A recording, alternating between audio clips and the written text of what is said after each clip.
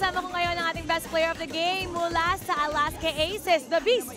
Calvin Abeba, first of all, congratulations na natapos nyo ang elimination round on a winning note. Alam mo ba kanina pa strategy ni Coach Koy Banal na sirain yung momentum mo, i-foul ka daw kung necessary. Ano yung pakiramdam at tumatakbo sa isip mo kapag nakafocus sa'yo ang kalaban? Siyempre, first of all, papasabi ko kay God na binigay itong kumpiyansa na to.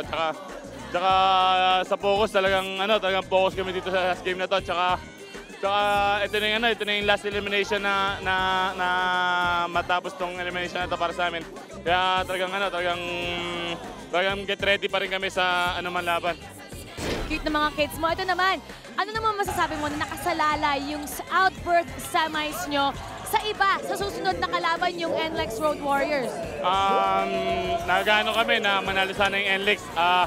Sa laban natin para hindi na kami masyado mapagod, para top 2 na kami. Kaya ito, naghihintay kami ng kung sino manalo sa kanilang dalawa. Oh, rooting for NLEX. Ano naman ang mensahe mo sa inyong mga supporters? Imbitahan mo naman sila na supportahan kayo.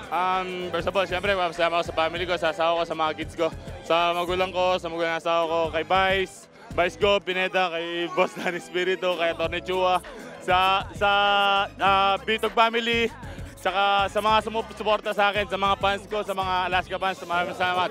Thank you. Congratulations, Calvin.